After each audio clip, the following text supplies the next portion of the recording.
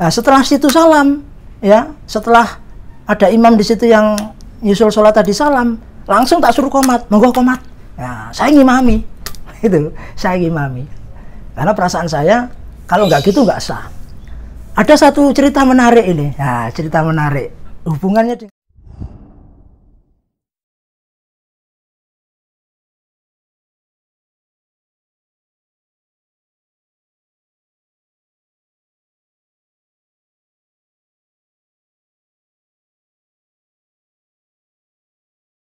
Assalamualaikum warahmatullahi wabarakatuh.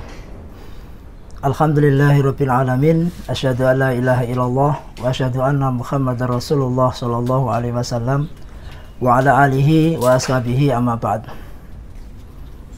Saya kenalkan, nama saya Abdul Rafiq Muhaimin, lahir di Malang 18 September 1976, tepatnya di Lawang, Malang, Jawa Timur.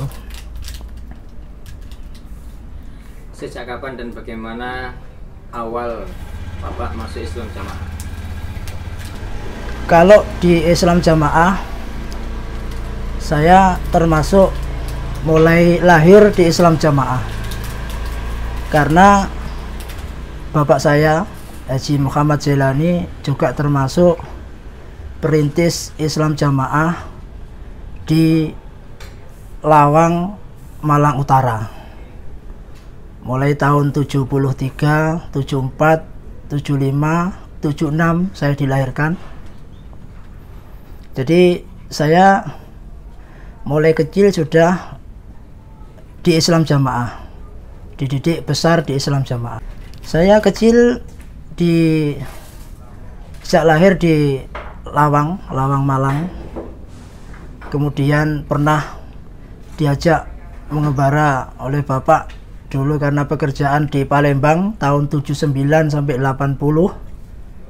Kemudian setelah itu kembali ke Malang, terus saya diajak ke Trenggalek mulai tahun sekitar 80 sampai 87, sehingga bapak saya juga merintis Islam Jamaah di sana menjadi satu kelompok, tepatnya di kelompok Ngelongsor Trenggalek, Kecamatan Tugu.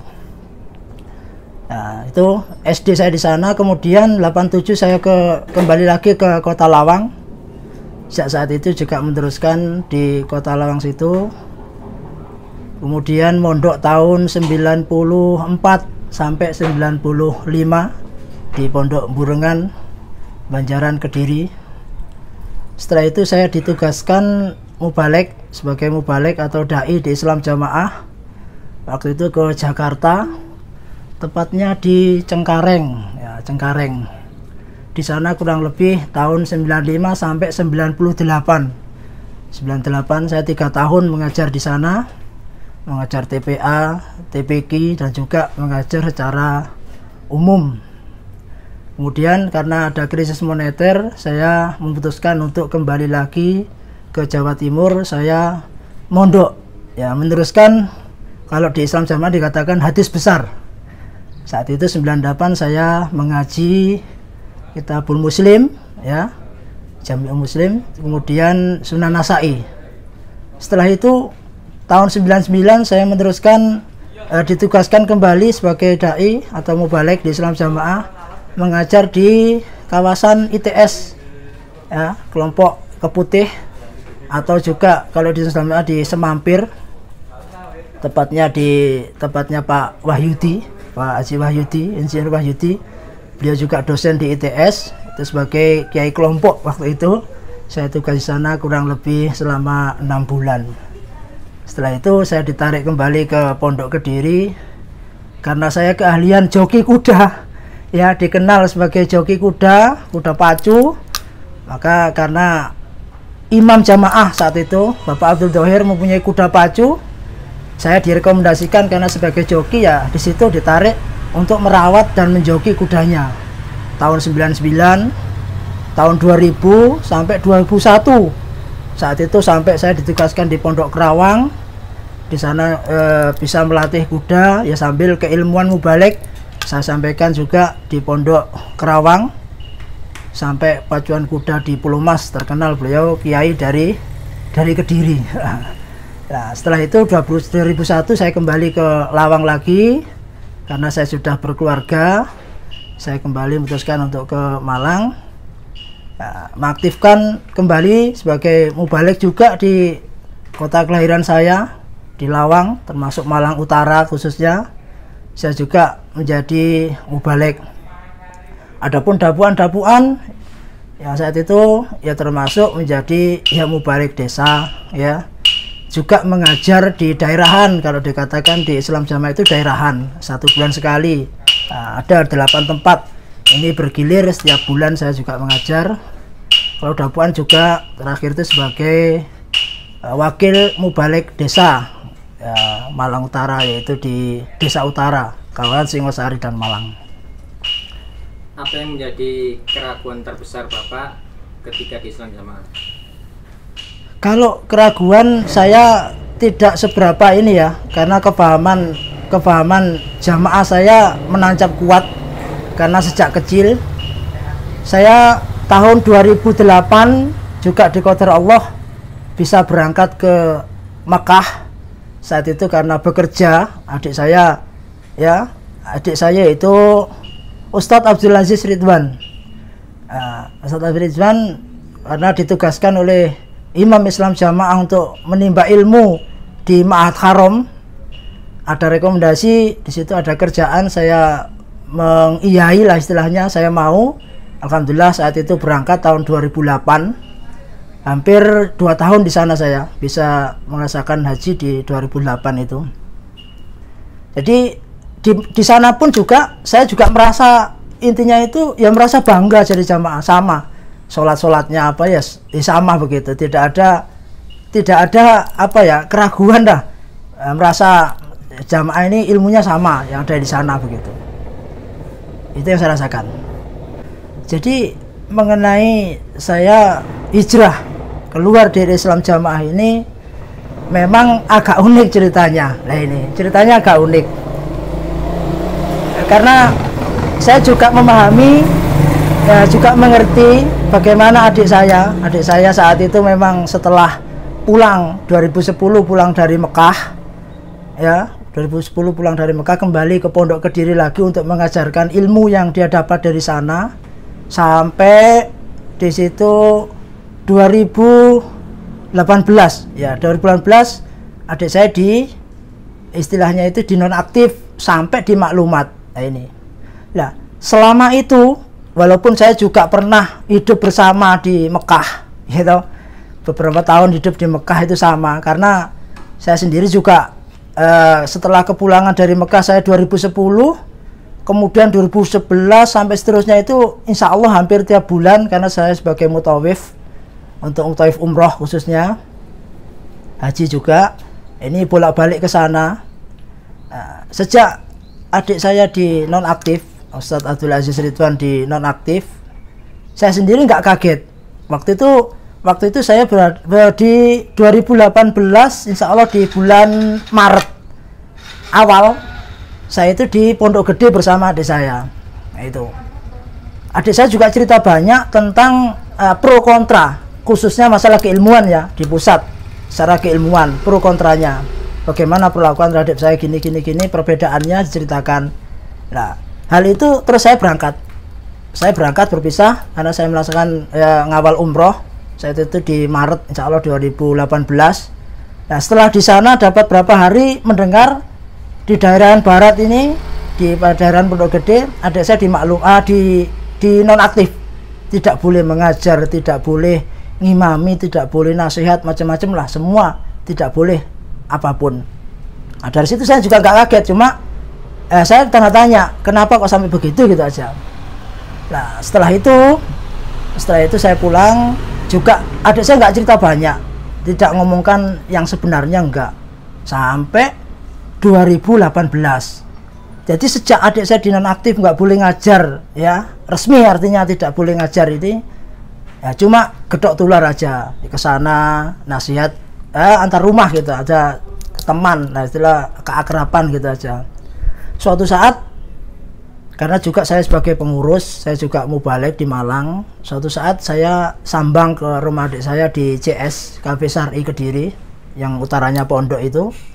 Pas saya datang saat itu sore hari setelah asar gini, kebetulan di situ berkumpul keluarga itu, keluarganya adik saya, istrinya, anak-anaknya, keluarganya Pak Taufik Rahman itu, ada Mbak Lia dan semua di situ banyak juga ngaji Kitabut Tauhid.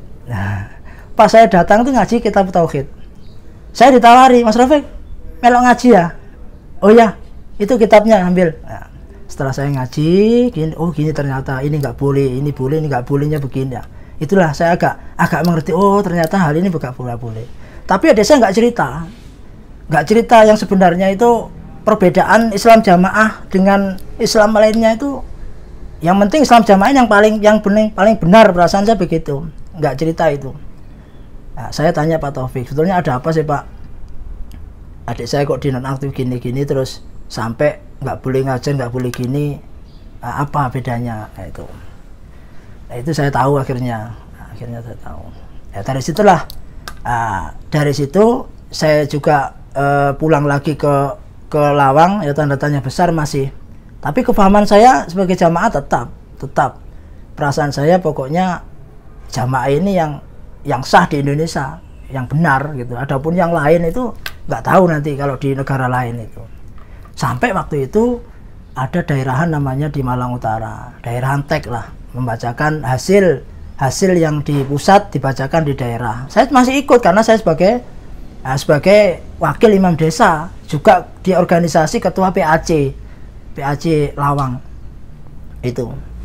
Setelah itu dipanggil oleh pengurus, ditanya, dengan keadaan begini ini kepahaman sampean gimana? Saya juga jawab, kepahaman saya jamaah Pak.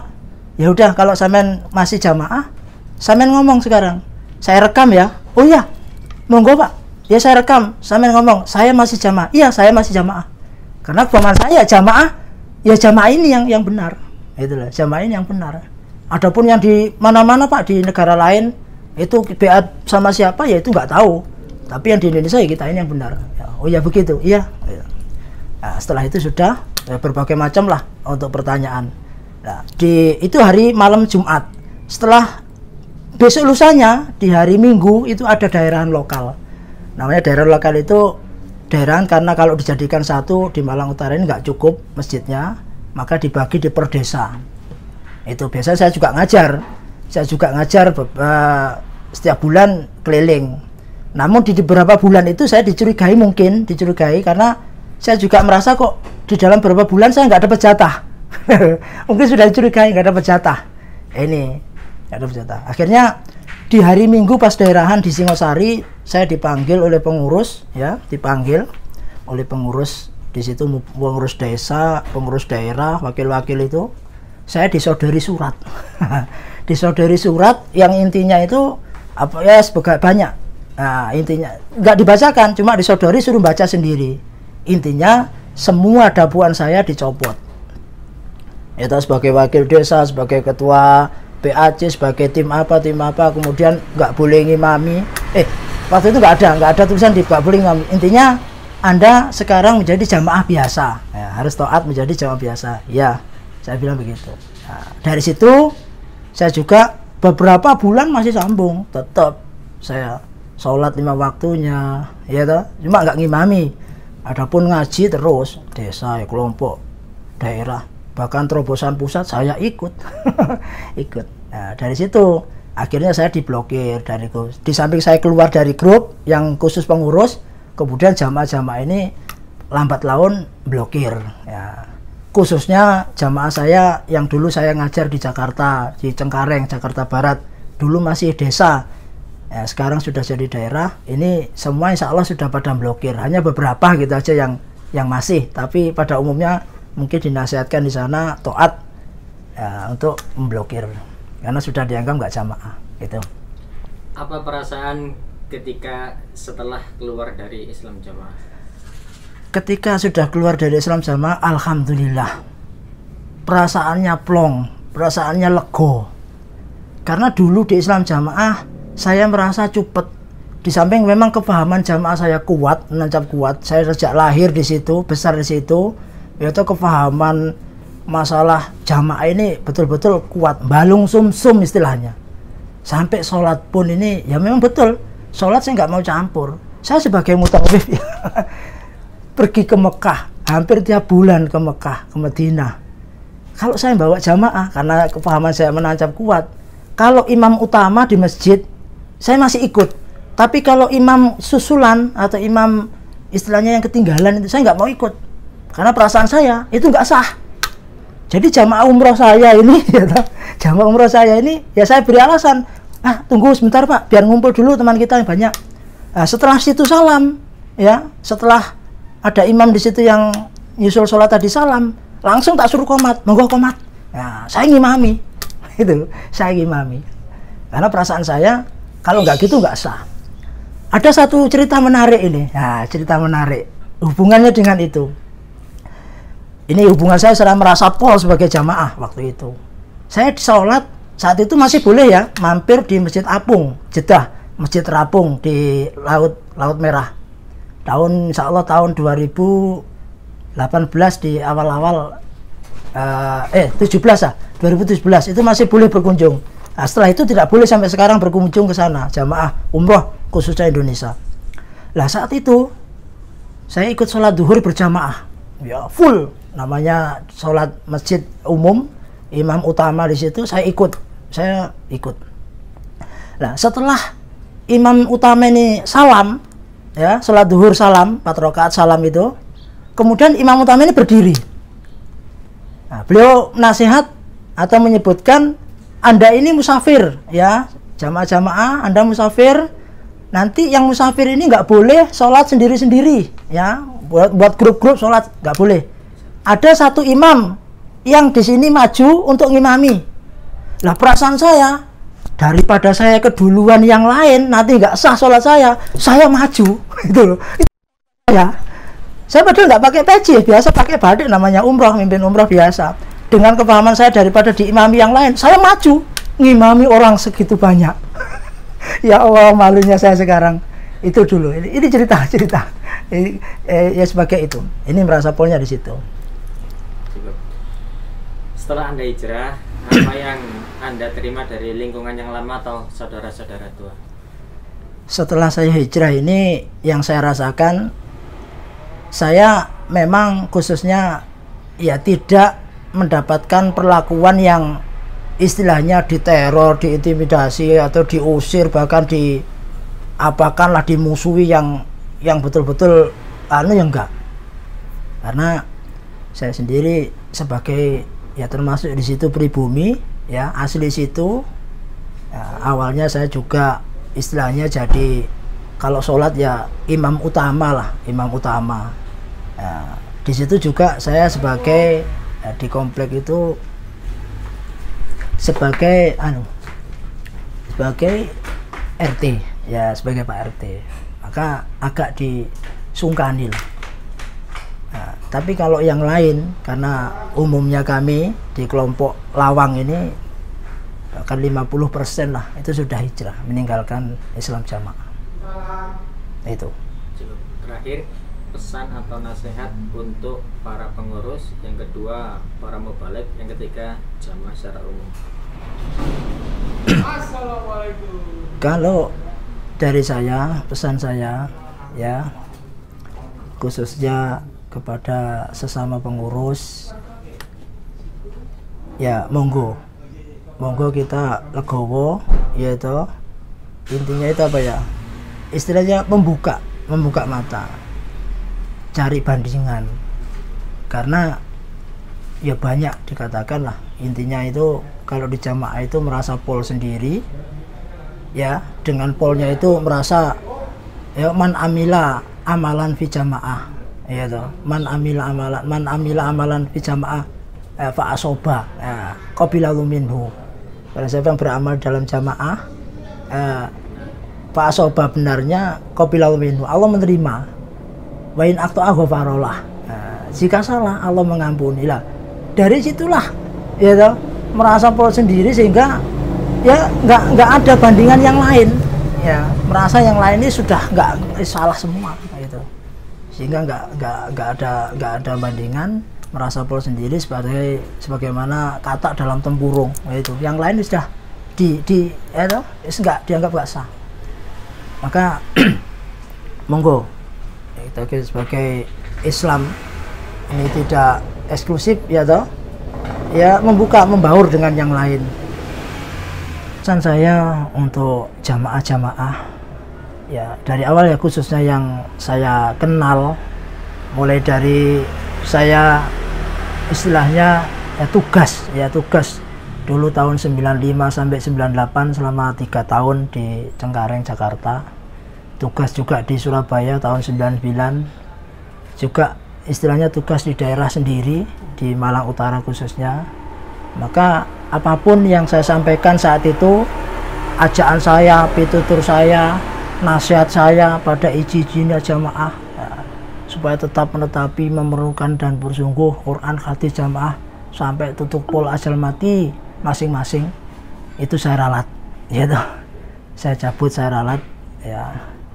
Nah, jadi yang saya pahami saat ini hal itu salah. Jadi imam bukan sebagai pengesah Islam. Nah itu kita akhirnya legowo ya toh, membaur terhadap Islam, saudara semua jamaah Islam rahmatan lil alamin, sehingga kita nggak cupet hidup kita. Dulu di jamaah kalau mau pergi takut gimana sambungnya, oh nanti saya meninggalkan acara musyawarah, saya meninggalkan acara sambung di sana, nanti kalau saya bepergian nggak disaksikan gimana. Sampai ke Mekah pun saya bawa surat sambung. Kalau nggak sampai mampir ke Hud itu perasaan punya salah. Bagaimana kalau saya ada apa-apa di jalan nanti nggak disaksikan? Nah, takut matinya nggak disaksikan. Nah ini, hal itu semua alhamdulillah sekarang dengan kita sudah membaur dengan Islam, ya, saudara Islam yang lain sekarang kemana-mana alhamdulillah saudara banyak, ya toh. Masjid juga bagus-bagus, tempat-tempat di mana-mana juga enak, ya sama. Kita bisa menjaga suci najis karena sudah mengerti alhamdulillah, ya toh, nggak kayak dulu semua ragu-ragu, was-was, mampir sana mampir sini, takutnya ya nggak bisa menjaga suci najis, nggak diterima amalan kita. Nah, sekarang alhamdulillah plong, ya toh. Secara keilmuan juga terbuka sekarang, nggak kayak dulu. Dulu kalau nggak mangkul, ya toh, kalau nggak dari jamaah ini nggak akan diterima ilmunya. Nah sekarang alhamdulillah terbuka. Kita di sana juga seperti di Madinah juga ada, ya toh, kajian yang menyampaikan dari Ustadz dari Indonesia, LC dari Indonesia, alhamdulillah, ya toh. Tuh. Cukup sekian ya dari saya, kurang lebihnya mohon maaf yang sebesar-besarnya. Jazakumullah khairah, barakallahu fikum. Assalamualaikum warahmatullahi wabarakatuh.